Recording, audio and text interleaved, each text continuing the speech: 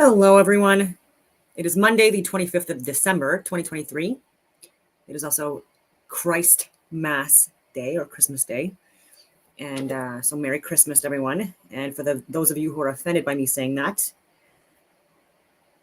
next, go to another channel because nothing that I talk about you're going to like, especially today.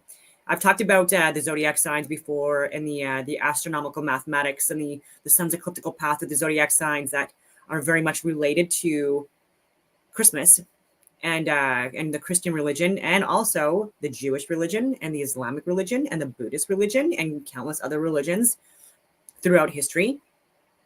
And largely, it's related to the sun and solar worship, right? So this was not just a pagan tradition or culture or religion, whatever you want to call it, cult, as some people call it, but it had very much everything to do with advanced civilizations and races being more in tune with astrotheosophy and that connection with the sun and the moon and the luminaries, like I've talked about before. So I don't know how long this video is going to be.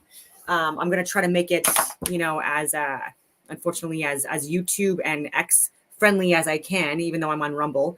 And I just want to share some information that I've shared before, but it might be interesting to some people.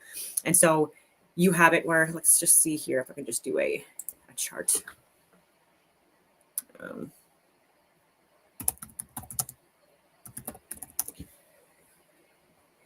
You can look at my videos too on the sinusoidal ecliptical path through the constellations and stuff like that as well.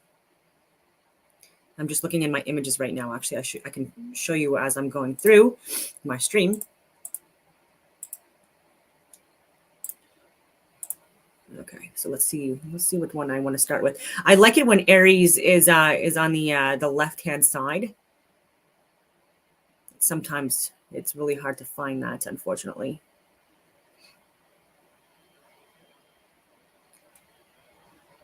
Let's see.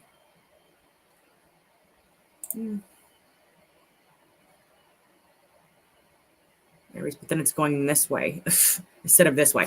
But anyway, it doesn't matter. And so then you have the sun in Aries. That's on and around March 20th of every single year. That's when you have the spring equinox, when you have equal amount of day and night. And then as the sun keeps on its path and keeps on its ascent, going from Aries through Taurus through Gemini into Cancer, that is where we have. So I'm just gonna anyway, that's where we have on or around the 22nd or the 21st of June, depending on who you talk to. We have the summer solstice, where you have the sun at the highest point in the sky, where it's following its path on the Tropic of Cancer ring above us within the firmament dome. And look at my other videos for the proof on that as well. And then on the 24th of June, you just so happen it just so happens that, especially in the Christian religions, you have Saint John the Baptist Day, Saint John Baptist Day, where he dies and it's celebrated. Why is this?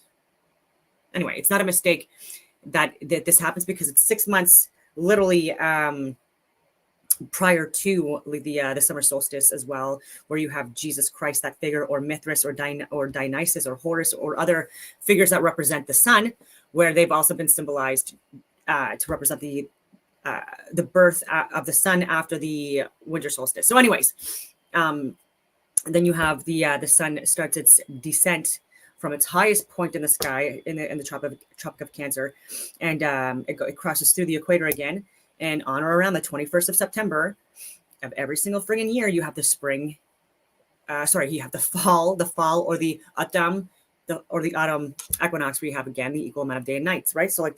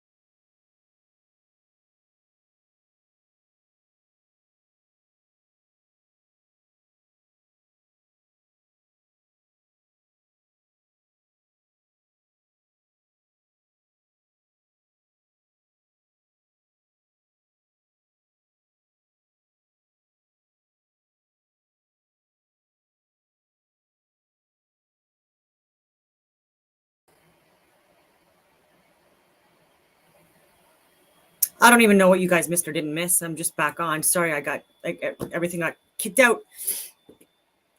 And I was trying to show you with the sine wave graph, but maybe I'll do it. Because I have so many notes, but this is full of coffee.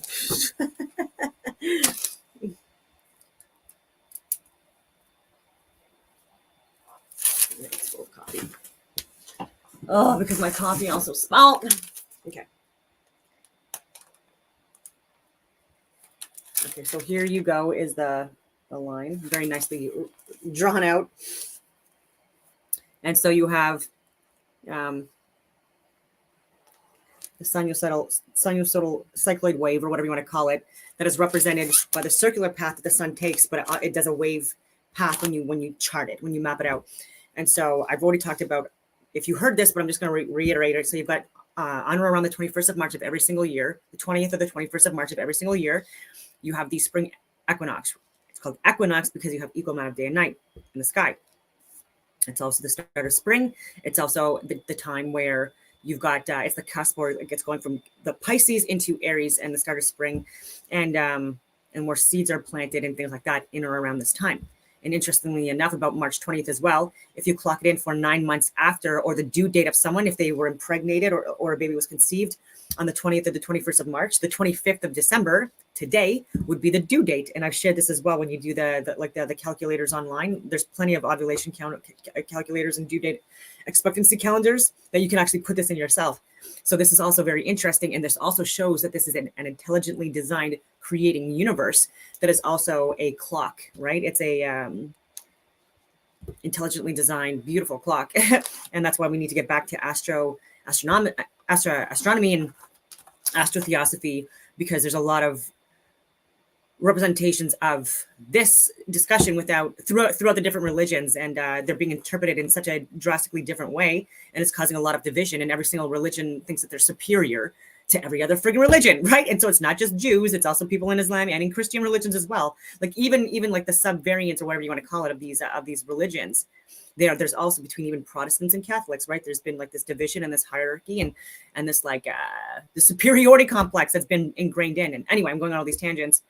But and then on the sun's path through the sky, it's you have the longest amount of days, shortest amount of night. Sorry, long, like, well, and you do have that as well, but you have also like the longest days on or around the 20th of June, and then for 3 days it stays at its highest point, and then it starts its descent from its highest point, like I've said, and then the fall or autumn equinox is the 23rd of September, and which is where Leonardo da Vinci's the Last Supper, whatever you want to call it, that is he's literally representing a calendar, and the 12 apostles are being symbolized and represented by the zodiac signs. And so there's 12 zodiac signs, and there's 12 different representations of beings or creatures throughout all different religions and cultures and occult groups as well. So this is not just in friggin' Western society. There's also sidereal, and there's also Egyptian and Babylonian and friggin' Aztec and Mayan, like Inca and Mayan, you name it. And this is based on like the sky. And anyway, equal amount of day and nights, and then where the sun is back at the equator area, and then it goes into the Tropic of Capricorn during the winter months in North America especially. And so on the 21st or the 22nd of December, depending on who you talk to, this is the winter solstice, where you have the shortest amount of daylight and the shortest amount of days, and you have the longer nights. And then so for 3.5 days, the sun stays at its lowest point, dead. That's also what is talked about in religions, in the Christian texts as well, where Jesus is dead for 3.5 days in the cave, whatever you want to call it, and then he rises again. And this is what they're talking about. So literally, if you want to talk about astronomy, like the sun's ecliptical path in the sky above us right now in the Tropic of Capricorn is now just starting slowly, because it just died for 3.5 days. Like now today on the 25th, it's born again. Okay, just like from spring, the seeds are planted, and like for a woman, she would give birth to a child on the 25th of December, like and born again. These are not coincidences, ladies and gentlemen. This is divine, and starts its descent and then goes back up to equilibrium, where there's equal amount of day and night, and in the spring, and then it goes through. And we have our full moon. This is super random, but it's depending on who you talk to and where you are in the world. But like on the tomorrow is the today and into tomorrow is the full moon in Cancer, and it's when the sun is in Capricorn. And so this is all very interesting as well. And this is also the full moons. There are 13 full moons in a year, and they're also like in sequence, right? So we have like the full moon in Cancer, and then so the next full moon is going to be in Leo, and then it's going to be in Virgo, and then it's going to be in Libra, and then it's going to be in Scorpio, and then it's going to be in friggin' Sagittarius, and then Capricorn, and on and on and on. And if we managed our calendars properly, like we used to, then this would all be like incredibly. We'd be way more in tune with nature and with astrotheosophy, and even with women with our fertility and stuff like that too. Because even like the sun and moon, but especially the moon, it does impact our menses. Okay. And that's what the menses and the moon and today's anyway Monday, and it's the represented as the moon day, which is very interesting, and the full moon being in Cancer. This just seems like a pretty unique time. It's going to be a strong full moon, I believe, and there's a lot of emotions, and Cancer is ruled by the moon, like I've said, and so again, these are all just really interesting things. I've made the connections before regarding like the chakras and the colors of the rainbow and musical tones and notes and mythical creatures and mythical gods and goddesses and suns and moons and with the luminaries and like the different elements that are represented by the by these systems as well. And I have seen no one else make the connections like I've made, and so I encourage people to take a look at my work that I've done on that. And because I should probably get on with my friggin' videos, and so that you're not just listening to me talk for fucking fudging the whole time. And so I hope this does work. So I'm going to show you some things on gematria, see what he has to say. I haven't watched this in its entirety. So I also mentioned this to him. Like I make comments sometimes on his work, but there's 39 books in the Old Testament. The reverse is 93. There's 93 million apparently, million miles from the sun to the moon. This is all fake news. But this is all, again, like when they show in plain sight symbols and gematria numbers and stuff like that, like they show you when they're lying and when they're not. People in certain groups, like that are running the friggin' show, that are the Millionaire Billionaire Club. 27 books in the New Testament, so you've got 3 plus 9 is equal to 12. 1 plus 2 is equal to 3. So I'm just gonna correct that while I'm on the friggin'. Hey. Oh, that's why, because the equal and the plus are on the same key, and I didn't press the shift. Anyway, and then you got 2 friggin' plus friggin' 7. I hate it when I make like mistakes like that. Anyways, yesterday I was at my sister's for the whole friggin' day, and she's about 3 hours away. They're in Quebec, a completely different province. And it was so fun, and ate so much food, saw all the animals, chickens, horses, dogs, cats, babies, cousins, nieces, nephews, parentals, uncles. Anyway, where's it going with this stuff? Yeah, so 27 books in the New Testament, 39 in the Old, and when you add them up, that also equals 39 or the 93. Like this, these are all like sacrificial numbers that people use. And then I talk about that. So that's what he says. Anyway. So Matthew Hubbard, I believe is his name. Nice. Oh my goodness. So I don't even know if I'm streaming, but let's see if this streams.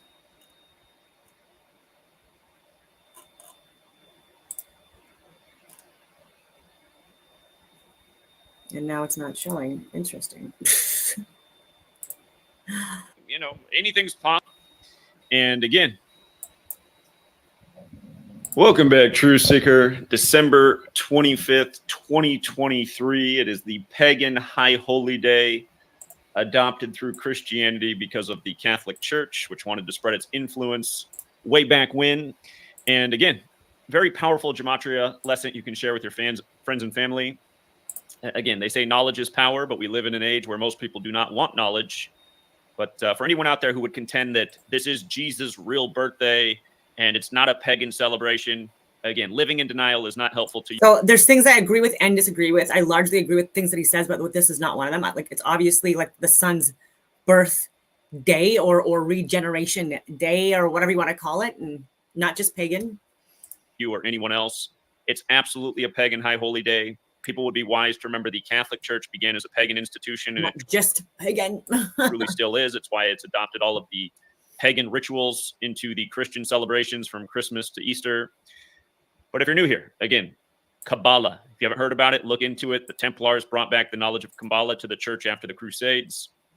Kabbalah goes back to Babylon, like the Bible, at least its stories.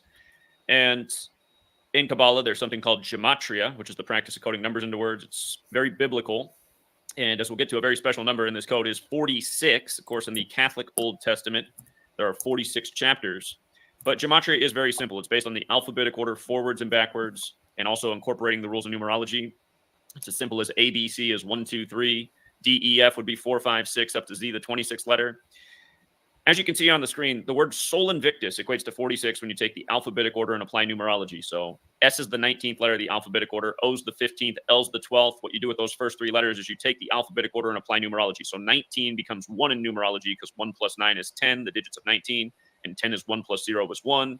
So S is 1, O the 15th letter is 1 plus 5 is 6, L the 12th letter is 1 plus 2 is 3, so on. You just add up the word using the numerical value of the letters. Sol Invictus, 46. When you run the alphabetic order in reverse with numerology, notice how Catholic is 46, like religion, like paganism. And it should remind you of the nation's first Catholic president, JFK, who was assassinated at age 46. Should remind you of the nation's second Catholic president, at least here in the U.S., Joe Biden, who was elected exactly 46 weeks after the Pope's birthday, something we predicted a year before it happened. And it should also remind you that just last weekend on the Pope's And even with like the 6 times 4 is 24 hours in a day. Birthday, supposedly the sun's ecliptical path, it moves 15 degrees every hour, so it moves through the signs too, through the zodiac signs that we count between like the within 8 degrees, you know, of like of the ecliptical path is through the tropics of the Capricorn and Cancer. So 15 degrees every hour. So every 2 hours, every 30 degrees, it moves into different signs, even throughout the a 24-hour period, but then also through the like the solar annual period as well. And Ophiuchus is a representation of a figure with a beard and one serpent. So not the caduceus, but the rod of Eclipsis. I forget how to freaking say it. I'm not good at pronouncing his name. Anyways, the rod of Eclipsis, or whatever you want to call it, the healing rod, not the rod of friggin' commerce, like the caduceus with the friggin' 2 serpents up the staff. Again, that's about commerce. That's about money making and stuff like that, and absolutely nothing to do with healing or health. And so, with this zodiac sign that people sometimes add in, his foot is touching the like the path, like the sun's path, and there is a period within December, end of November, early December, where the sun does also pass for 2 weeks through Ophiuchus, and we like not Scorpio, and so Scorpio too, but like also Ophiuchus during these periods, and people don't count that. I don't know why. I think it's because it's another way of removing our past and our history. Because when you discuss that being and his path and stuff like that, there's a lot of other questions that arise from that. So many different questions. 46-year-old man crashed into number 46's motorcade, which was the day before the anniversary of Joe Biden's wife and daughter being killed in a car crash, which was synced with the Pope at the time, something we covered a number of times. But anyhow, Sol Invictus, 46, and it matters because the Catholic Church began celebrating Sol Invictus on December 25th, which means unconquered sun, in the year 274 AD.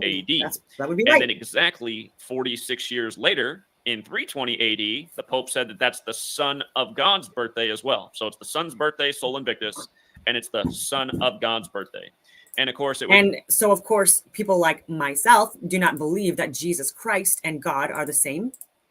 And this is where we get a lot of hate, people like me, okay? Because I believe that God, or our creator, or creators, is the one, because it's in a lot of different it's in all the friggin' texts, is the one that created the sun and the moon. And it wasn't on the first day or anything like that, right? Like he created these and divided that, like the waters above and the waters below, and like all this stuff, right? And so, yeah, the sun above us If you want to say that, then we're all God, right? Like just and so yeah. Be, you know, more than 1,000 years later before the Catholic Church would standardize English with the 26-letter alphabet and give us the Gregorian calendar named after the Pope that's based on the sun's cycle. But you can see how all of these events in history were lined up that brought us to this moment. This calendar named after the Pope, this English language perfectly synced up where the word sun has dual meaning, male offspring, object in the sky. But yes, 274 AD is when Sol Invictus began on 1225, and 320 AD is when Jesus' birthday was declared on 1225, again, exactly 46 years later. The gematria doesn't lie. Paganism 46, like religion 46, like Catholic 46, like Sol Invictus 46, like the major rituals in this English-speaking nation where the nation's capital has the Roman architecture, where the only 2 Catholic presidents to date both have everything to do with 46. And we won't even get into what happened to Beau Biden at age 46, perfectly synced with the Pope, which the calendar's named after.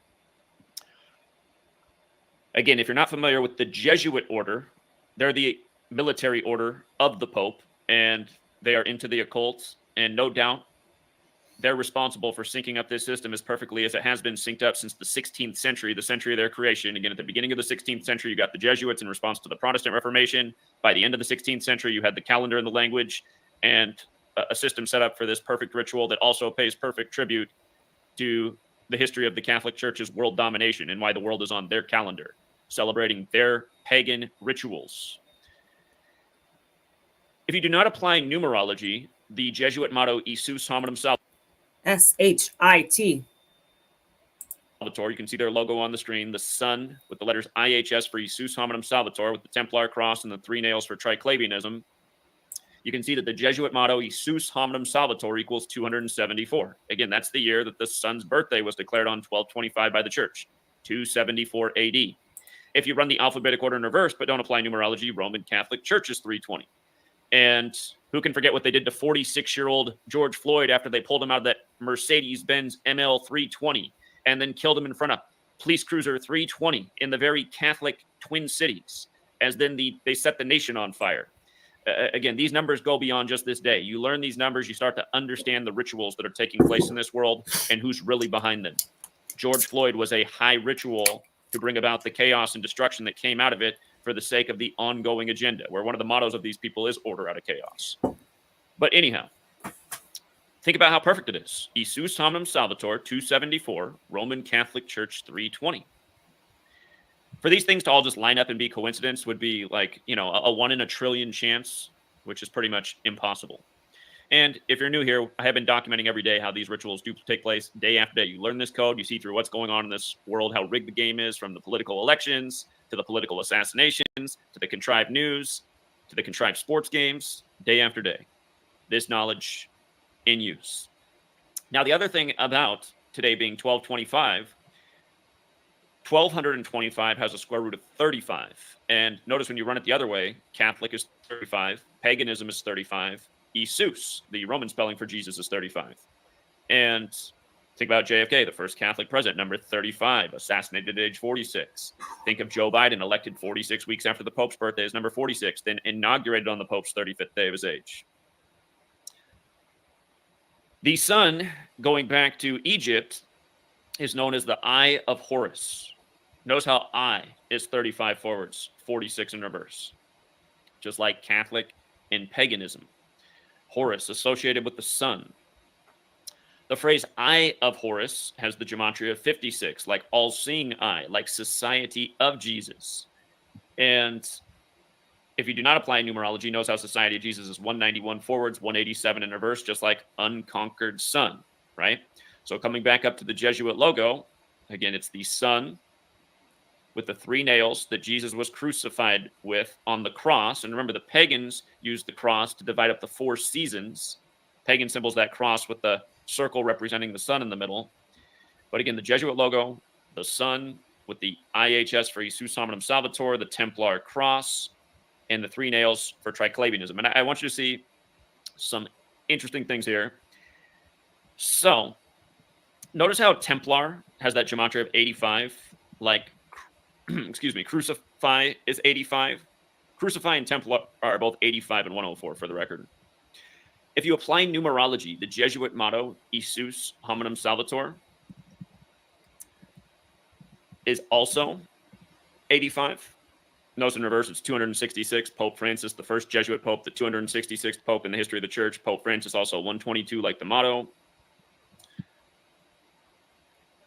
But also, the word triclavianism, those three nails, triclavianism. Hold on, I got to spell it right. I'm missing an I. Triclavianism, there it is. It has the gematria of 93. Okay, 93. Remember, the word crucifix is 93.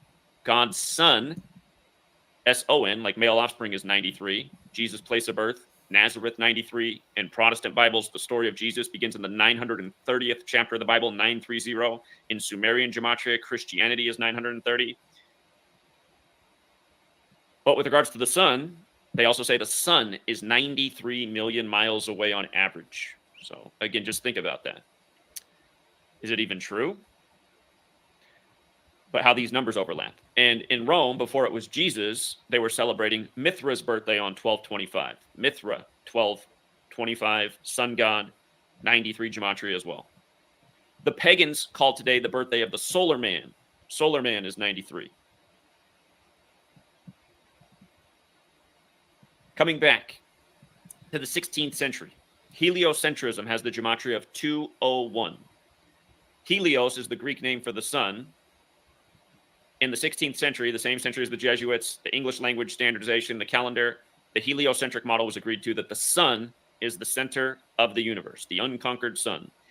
And remember, the Jesuit order equates to 201. They serve the Catholic Pope, which is 201. The Illuminati was founded by the Jesuit Adam Weishaupt. Order of Illuminati, he called it, which is 201 and also 93, like the sun's distance. The founder of the Jesuits, Ignatius of Loyola, is 201. The first Jesuit pope is Pope Francis, whose birth name is Jorge Mario Bergoglio, who's also the first Jesuit pope and the first to live in Suite 201 at the Vatican. But again, the point is, all of these things trace back to the sun. And, you know, it's funny, when I was a child, when I was losing my religion, if you will, I started to wonder, like, I didn't even know about paganism. I was raised as a Lutheran, so all I really knew about was Christianity in terms of spirituality. But I started to wonder, like, why people didn't just worship the sun, not realizing that sun worship was this ancient thing, and it was actually, you know, what predated the beliefs of the religion I was brought up in. But I got this thought as a child, like, why don't we just worship the sun? I mean, doesn't it make sense to worship that thing? I mean, without that thing, we don't live, we freeze, there is no life. Seems like a worthy object of worship, you know? It's up in the sky like Jesus. Without ever learning about any of this, it was just a logical, intuitive thought that came to me at I was probably about age 12 when I first had this thought, only to grow older and then learn about paganism and the history of the church. And then when I learned all that, I was like, how come nobody told me that before? It makes a lot of sense. So again, it's funny how many Christians you'll run into that will demonize sun worship, but then they're participating in all the pagan rituals, which ultimately do boil down to paganism. And again, you know, it would be nice if all of this stuff was just, like, to me, it seems real agreeable if it was just all brought about this way. We worship the sun because it makes life possible. It comes back every single day for us, you know? So again, I'm also making this point so you can understand why all this would be done, why so much energy and effort would be made into putting this code in place and having the world get under these rituals. And I don't know where the tiff came in history that some people were so opposed to sun worship. But if there is anything in this world that makes sense to worship that, you know, doesn't involve belief, but just involves facts and what's observable, it makes sense to worship this object in the sky. I agree. So, not gonna lie. This video isn't any attack on paganism. Nope. It's just sharing undeniable facts. And I think people would be well observed to think about it. Because what is it to ignore this and not know this and go, oh, I don't want to know that. And Isus hominum salvator. But because there's 32 sun rays on the Jesuit logo, the one we keep looking at. 32 sun rays here. Like when the Dodgers broke the 32-year drought over the Rays, Christ also has that 32 and 85, which I nearly forgot to go with Templar. Donald Trump's grandmother, her last name was Christ. AREN, crucified. There's more representations of the last name Christ in Germany than any other country. Just a fun fact. Isus hominum salvator. But the 6894, first 68. Again, Catholicism is 68. Mathematics is 68. Solar system is 68. Planet is 68. Remember, the classical planets are what the 7 days of the week are named after. Sun for Sunday, yep. Moon for Monday, Mars for Tuesday, Mercury for Wednesday, Jupiter for Thursday. Friday's Venus, and Saturday is Saturn. But planets got the 68 and 94 like Helios. And then Roman Catholic Church, of course, is also 94. We were talking about how the George Floyd ritual in Minneapolis, Minneapolis is along Interstate 94, and then 193 is the 44th prime, and Minneapolis is on the 44th parallel. And who could forget it was the 44-year-old officer who took out the 46-year-old George Floyd. But yeah, again, it is all mathematics. They've set up a system where the calendar is aligned with the stars, is aligned with the language, and literally every day it is mathematical rituals. Look at the overlap with Catholicism and mathematics. Even with the 88 in Catholicism, that's the analemma infinity path that the sun and moon take in the sky. If you map it out and trace it through the like annually. Now remember, the New Testament is written in Greek. The Greeks, which is why the infinity symbol is like it's allegedly like a never-ending thing. Is because like the sun and the moon, like our sun and moon are luminaries, two of the 7 original planets as well that I speak about, and that he just mentioned the days of the week. I mentioned that as well. He was right, but they do, again, like the infinity symbol loops a sinusoidal cycloid wave, and they do it within the dome firmament. Right, this would not be anything that's possible with the sun being 93 million friggin' miles away, like, and us spinning and revolving and moving through friggin' galaxies and Milky Ways and like in an ever expanding friggin' universe, all this other stuff, where we'd have like this perfect clock, this perfect calendar system that we have. Came before the Romans, the Greeks. They're said to be the masters of mathematics, but a lot of people contend that they really got all their knowledge from the Egyptians, which goes back to Horus and a lot of these things. And even Horus, like is a representation of like a creator being, mythical figure, with the sun being on the right side of the right eye and the moon being left eye. So mathematics, Catholicism, 112, 1 + 1 is 2. The Jesuits claim to operate in 112 nations. The 185 in reverse is interesting because a human is made out of 18.5% carbon. Again, the 68 fits in with the whole Helios solar system thing. I mean, just think about it. Solar system, right? Solar sun, Sol Invictus. This didn't happen overnight, right? Think about how long it took to build a system like this, how long it took to observe the patterns, to figure out that 1225 is this day shortly after the winter solstice, where every single day gets longer and longer until you reach the summer solstice. Again, these things weren't figured out overnight. All of this knowledge compiled, put together, built into a system over the course of thousands of years, a calendar, a language introduced, all in tune. But it took a long. Very interesting. So I did want to show you another video, at least one other, because I have nothing else to do today, to be honest with you, because we had our Christmas celebration with my family yesterday. So it was at a province, like I already mentioned, and so the turkeys, the stuffing, the gravy, the friggin' all of that stuff, it was so friggin' good. And I came back obviously last night, and so today, because I'm not married and don't have children, unfortunately, it's just me and the dogs, and so they've already opened up their stocking presents that myself and my ex gave them, and so I'm not hanging out with anyone today or tonight, for that matter, because all my family specifically, they live out of province, and a lot of my close friends, they don't even live in Ottawa or around Ottawa, and they have fled Canada completely, and so they're not around either. And so yeah, I have friends in like Cold Lake and Texas and friggin' Belgium and friggin' Edmonton, Gaspé. Anyway, friends here too, but again, they're the ones that have friends and family, and they're doing their own thing today, or they're gone on holidays, and we all know why I'm not going on holidays, because I complain about that stuff as well. Someone come watch my dogs for a bit. If the world is the cold. So this might trigger some people. Yeah, so this is from Stanton Cree 420. what Christians aren't taught about Zionism. I failed to mention that in the title because I didn't want to. Hey, internet friends. But watch this with an open mind. And if there's anything that I hear that I personally am not in agreement with, I'll try to catch it and clarify. If the world is a kaleidoscope of color, you and I could be looking at the same sky and see totally different shades of blue. Reality is much the same, and the Israeli-Palestinian conflict, with its complex and winding history, is one of those reality breakdowns where people come away with drastically different reads of the room, based on their upbringing, religious affiliation, schooling, television habits. You know how it is. Only, much like COVID and even the war in Ukraine, we are being forced to choose a side. And it's not simply a selection, but a moral decree.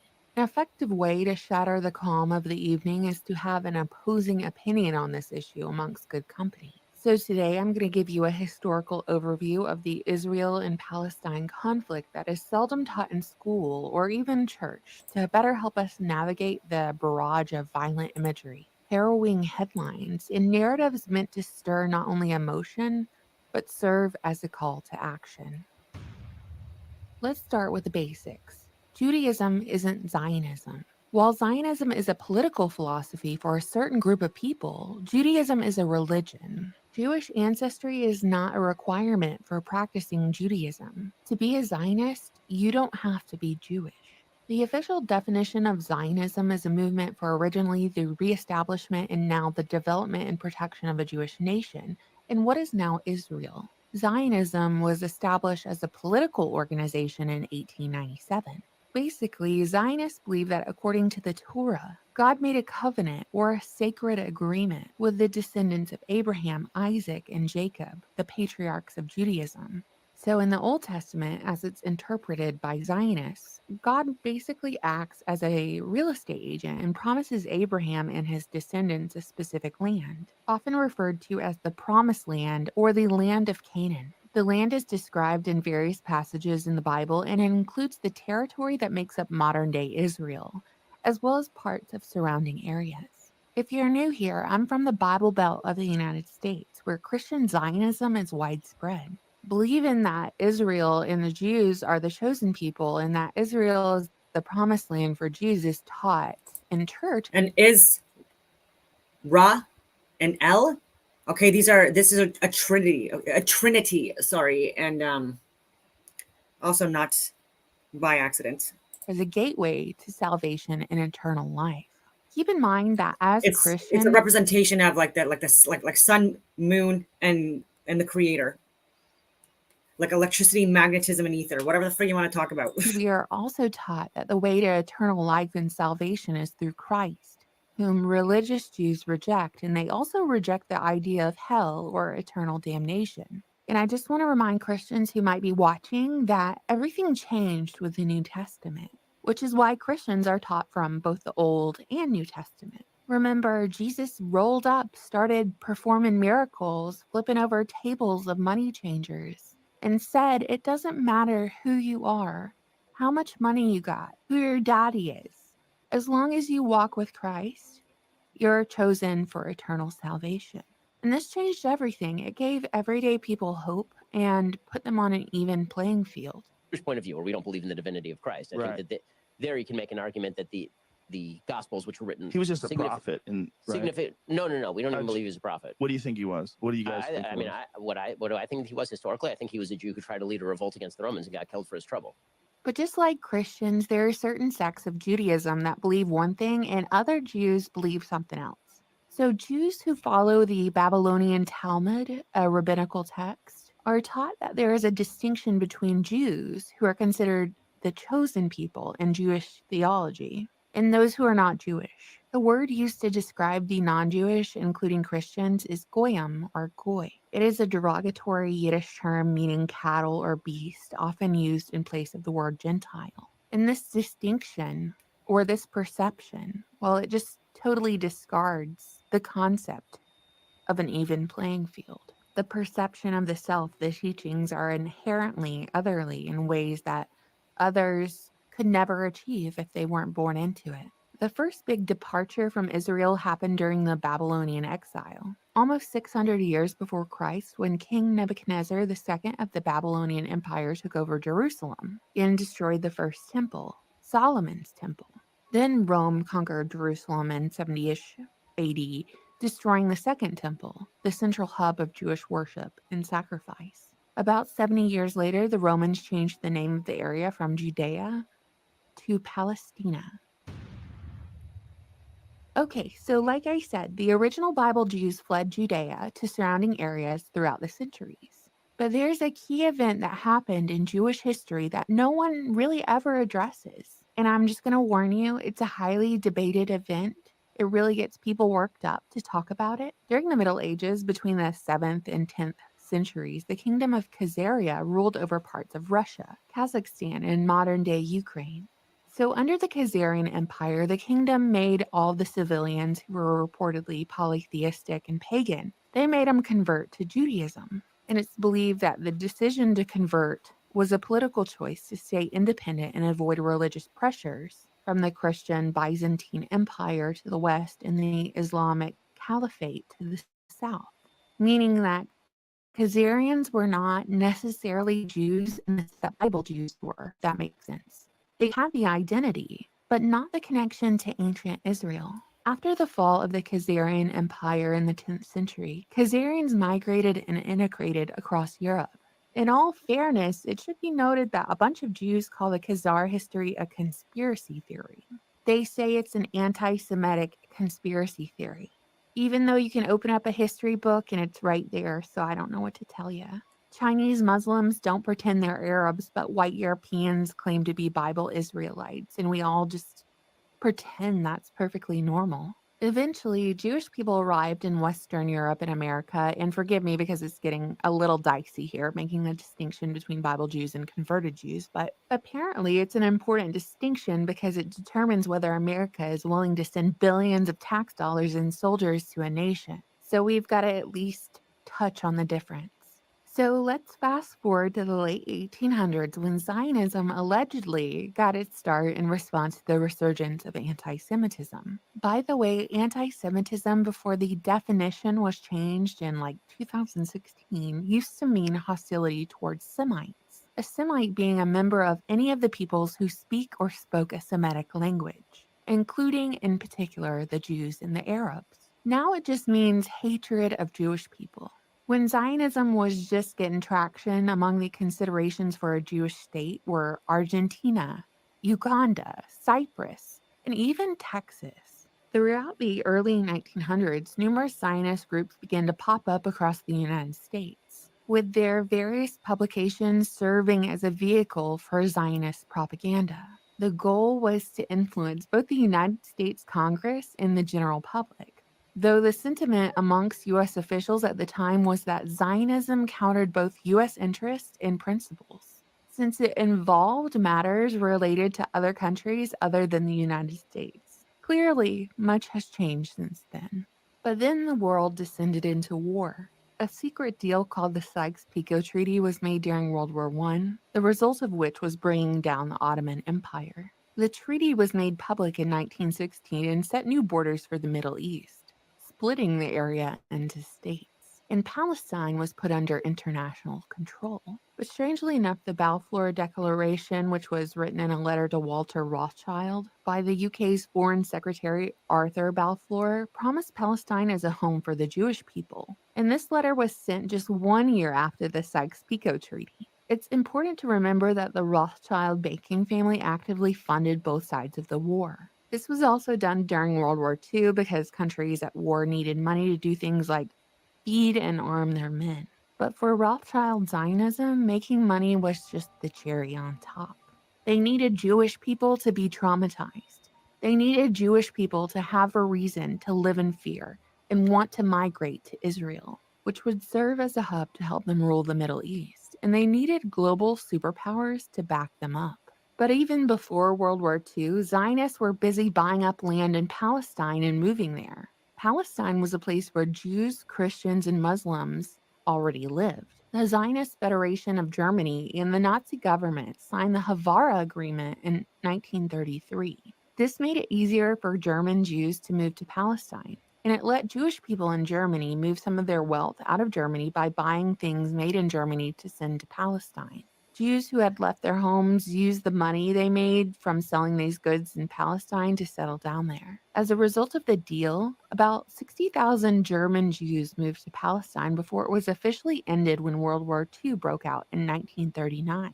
Before the State of Israel was officially established, the Palestinians revolted. Zionists said this was because of their anti-Semitism, but Palestine was their home, and the Arabs knew it was being attacked and taken away from them. Were they just supposed to, I don't know, give away their homes and family farms without a peep? Y'all like, oh, no problem, we'll just bulldoze our homes ourselves. That's just a little bit unrealistic, don't you think?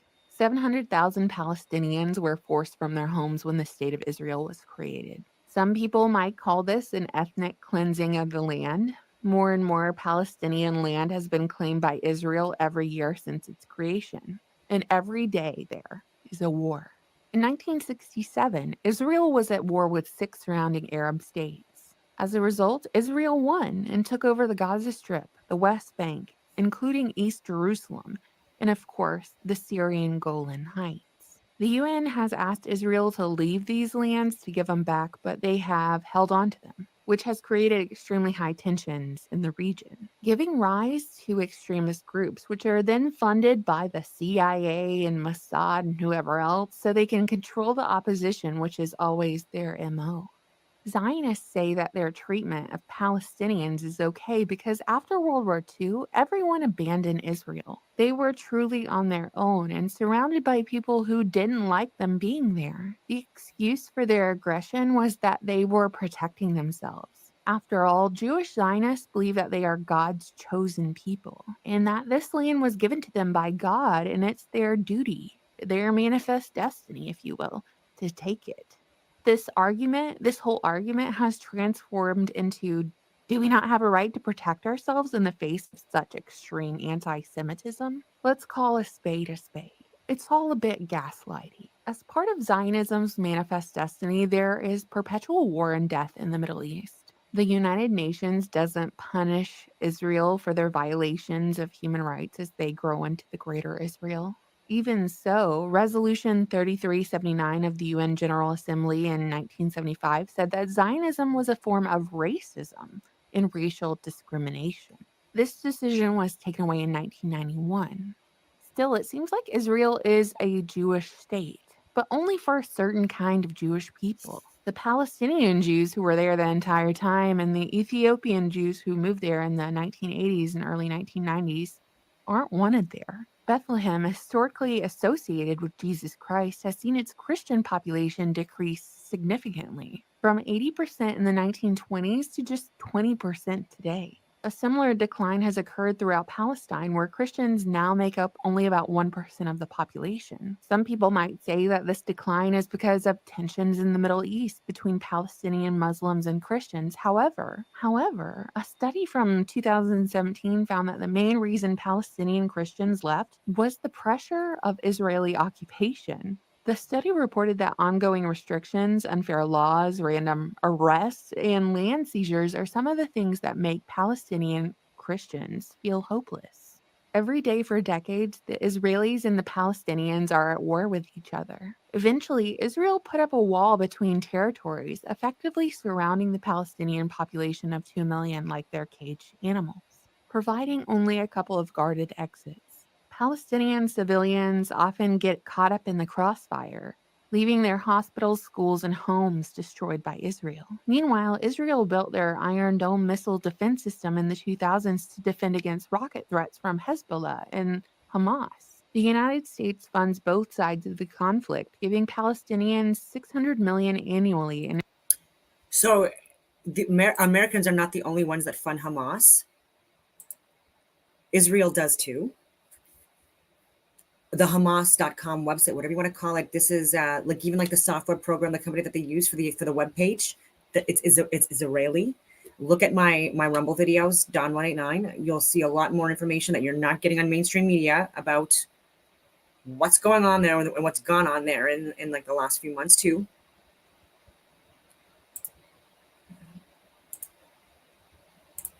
and Israel around $3.3 billion in foreign aid annually. To wrap it all up here, Israel has and continues to commit human rights violations against Palestinian civilians, which have been documented by the UN and human rights organizations. There are repeated examples, daily tragedies that global superpowers have turned.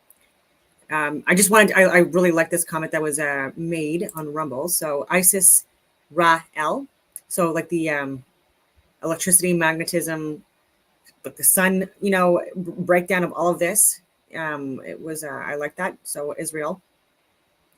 And the Bible is based on allegories. Yep, Galatians 4:24. It even says in the Christian Bible, King James Version 1611, which was written by Shakespeare / possibly Sir Francis Bacon / whoever else you want to friggin' put in there as well. And so Galatians 4:24. Sorry, just that says that the book is allegorical, and even in the Quran and other religious texts, like they also discuss the flat Earth, stationary Earth, but also like these texts being truthful, but not factual, if that makes any sense. Yeah, Galatians 4:24. Turned a blind eye to. Presumably in the United States, it's because the Zionist lobby has a great deal of power over the politicians. Any criticism of Israel and its practices gets shut down by accusations of anti-Semitism before one sentence ever leaves your mouth. And of course, the Palestinians hate the Israelis. Of course, the Israelis hate the Palestinians. Who is right? Who is wrong? It's by design. Do you actually believe that the same media who lied to get us into every major war, Vietnam, the Gulf Wars, into the war on drugs, intact passports at the bottom of the Twin Tower rubble, war on terrorism, COVID, mass saves lives, Ukraine, do you actually believe they're telling you the truth about what happened in the last few weeks between Israel and Palestine? The events of which will inevitably escalate and lead to greater involvement of global superpowers and eventually cost the lives of many American soldiers? Do you actually believe that they're telling you the truth? If everything went down exactly as the media reported, of course Hamas is in the wrong for killing Israeli civilians. The whole sophistication of the Israeli intelligence and military surveillance apparatus being down during that particular time is a little suspect, but I digress. I hope that if you're a Christian, you'll consider what I've said. I know you're good people. I know you have big hearts, and I know you hate to see others suffer. But if you're going to cheer on the genocide of an entire population and beg for Americans to get involved, I hope and pray that you know the true identity and intent of our greatest ally in the Middle East. Because by your logic, you're basing your entire eternal salvation on supporting them in their actions. Just make sure that you're sure. That's all. By the way, I wish we had a single politician who was as fired up about what's happening in the United States as they are about Israel. Wouldn't that be something? What if people directed their energy towards bankers and puppeteers funding both sides of the conflict instead of choosing a side in this false dichotomy? What do you think, internet friends? I'm sure I've upset some of you by saying this. I just humbly ask for your consideration of what I've laid out here, and I contemplated a long time about doing this video, and I still felt like after a week it was important enough to post. Relaying this type of information is not something I take lightly. But anyway, thank you for your time, thank you for subscribing, and thank you for buying my book, The Deep State. So I hope that was interesting and not offensive to anyone. And Galatians 4:24 and even Mount Sinai. These are all representations of astrotheosophy. And fun fact, I've been to Egypt. I spent my HLTA when I was deployed to Afghanistan, and I did spend my Christmas doing a ramp ceremony, actually. But I went to Egypt, and I at dawn during sunrise, I climbed Mount Sinai and saw the sunrise, and that was very interesting. And so, anyway, maybe I will get into this chart yet again, which is so hard to see, but like it's like these circles represent 7, and I talk about the like the dichotomy between there being 5 sets of pairs of so many different things, like musical notes as well, but also zodiac signs, and then in degrees in a circle. And then there's 2 singular signs and or degrees of a circle being 0 degrees and 180 degrees, right? And then you've got the 30, 60, 90, 120, 150, and then the negative and positive for the degrees, but the zodiac signs as well. So 5 plus 2 is equal to 7. So even in that in itself is like there's a lot of significance to 7. And even, oh my God, I could go on so many tangents, but even with like the Big Dipper during the different solstices and equinoxes in the sky, it does like it shows like a 7, and then like it goes up, like a swastika, believe it or not, in the sky, depending on like when you look at the Big Dipper during each solstice and equinox, and so for a lot of people too, this was a sign of luck or wisdom or power or knowledge or love or good luck or harvest, like you name it. But it was also used to like a calendar, and going around the pole star or Sirius. I believe it's Sirius, but anyway, and then you've got Polaris, which is called the North Pole Star, which is directly above the center of the Earth, above Rupus Nigris or Mount Meru, or whatever you want to call it. This 33 friggin' mile black rock, magnetic rock that possibly was a friggin' tree at one point. Anyways, where am I going with this? So you've got like at the top or the bottom, however you want to look at it, but I'm just starting from up here. Associated with the 7th chakra being the crown chakra. That's why I have it at the top, because the crown is at the very top, and then you've got the root chakras at the bottom. So that's the only reason why I'm doing it this way. And so the 7th chakra is the crown chakra, and the degree that is associated with could be 0 or 180, depending on who you talk to. The day of the week associated with it is Sunday, and Leo for the zodiac sign. The only zodiac, one of 2 only zodiac signs that are represented by one luminary, and chakra and color and element and stuff like that. Okay, so you've got Leo, okay, which where you have, for some reason, the sun is like it's like the ruling planet of Leo is what they call it, even though the sun is at its highest point in the Tropic of Cancer on or around the 20th of June. It is the hottest, in the July-August period, which is when the sun is in Leo. So like, again, there could be reasons why the Leo is represented with the sun, the element being gold, and the color associated with it for the rainbow is purple, right? And so like with the chakra, with the crown chakra, that's like the highest level of high levels of emotions, consciousness are achieved at this level, right? Like you want to go from lead to gold, like that's as humans at the individual level with alchemical assistance is how we ascend and win this video game. 6 and so this is also represented by people like Horus and Mithras and Dionysus and Apollo and so many other friggin' figures. Like just Google it yourself, where there's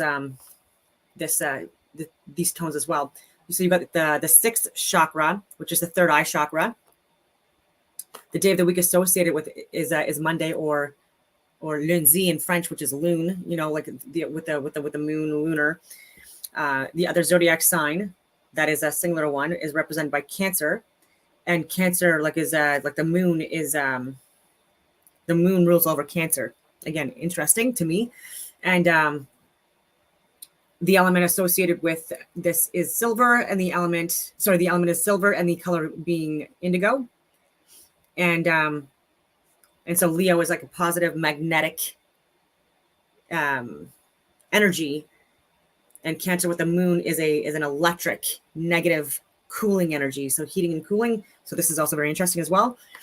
The 5th chakra is the throat chakra, and the day of the week associated with it is Wednesday or Wednesday or mercredi, if you want to say French, which is also why the ruling luminary is Mercury, and the planet as well. So you've got the element and the luminary is Mercury. The color associated with it, the throat chakra, is blue, and Virgo and Gemini are the 2 zodiac signs that are correlated and associated with this line, I'll say, or this row. Virgo being the negative feminine energy, cooling energy, and Gemini being the positive magnetic energy. And of note, out of all the original luminaries, the Mercury is the only one that is considered to be a sun and a moon, so androgynous. Very interesting. And even with mythical beings being blue in color or other different colors, this also represents this, I believe. And the fourth chakra is the heart chakra.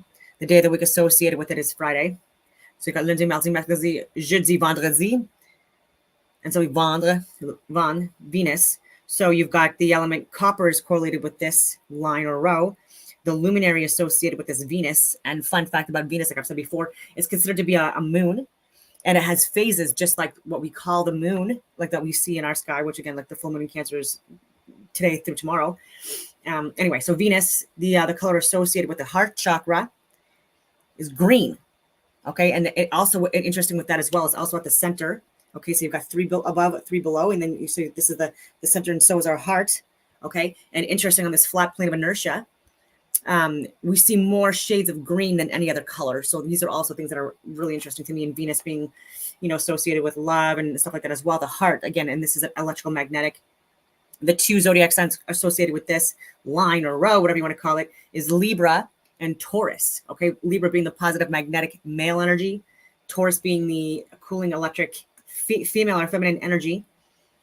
And even for like even for like the moon, like even like Mary Magdalene and Isis, these are representations of the moon and or like electricity, and which is seen, I don't know, as a feminine energy. Okay, I don't know why, but it is what it is, right? And this is by Walter Russell. This is a creating universe, light in motion, and it's one energy or one force that is experiencing itself in duality, right, with a negative and positive charge, electricity, magnetism, and it's experiencing its oneness in a dualistic environment, if that makes any sense. Yin and yang, negative and positive, female, male, masculine, feminine energies, and electrical, magnetic.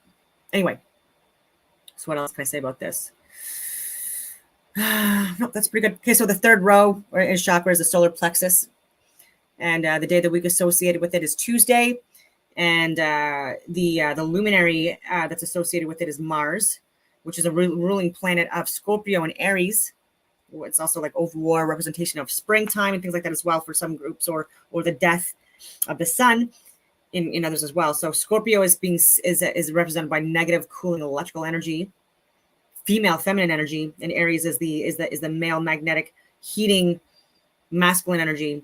The element associated with it is iron, and the color being represented is yellow. And so there's more I can add, but and then Mars again being considered to be a sun. Okay, so like even how we see like these luminaries, we could be seeing them at further distances than possibly other people, or obviously other possible advanced civilizations or civilizations. They might even be less advanced than us right now, but that are in areas or extra land masses that were not being shown on our friggin' fake ass Google Maps and stuff like that we're getting, that are very much censored and edited out, or edited to mislead us. But it is what it is. Second chakra is the sacral chakra. The day of the week associated with it is Thursday. So lundi, mardi, mercredi, jeudi. So you've got the je in it, and then the ruling planet correlated with, or luminary correlated with this chakra, whatever you want to call it, or this row, is Jupiter, and which also has phases, and so also classified as a moon, right? So like suns and moons, all interesting things. The element associated with it being tin, the color being orange, associated with this chakra, this row, like this, whatever you want to call it. And you've got the Sagittarius and Pisces dual sign. So the Sagittarius being the masculine, magnetic, heating, positive energies, and Pisces being the feminine, cooling, electrical, negative energy. And then you've got the first chakra, or the root chakra, which day of the week being associated with it is Saturday, and the ruling luminary or planet being Saturn, which is also considered to be a sun. And the element associated with it is lead, so that's why lead to gold. And the color associated with it is red. and Capricorn and Aquarius are ruled by Saturn. Capricorn being the negative female electrical cooling energy, and Aquarius being the masculine positive magnetic radiating energy. You got gravitational energy, and then you got magnetic radiating energy in this world that is based on desire. Like, it's literally what makes this go around. And yeah, even in religious texts and occult teachings and stuff like that, it literally does say in these books to seek the guidance and counsel of astronomers, of astrologers, for wise counsel, right? And people, for some reason, they it's a running joke about, like, if a female asks like the birth date and time, of her boyfriend or significant other, it's like, don't go near that girl, she's a witch. And I think this is all just stuff that's ridiculous. And I've lost friendships from people, unfortunately, even in the last year or two, because someone that was very Christian, and because I was talking about astronomy and that connection and astrology, and just not pushing it, but like just saying, like, there's 9 different verses in the book, in your religious book, where it discusses and promotes astrologers and astronomers. And so you're actually dismissing your own religion by refusing to even acknowledge or even look into this. And then same thing with the flat earth stuff.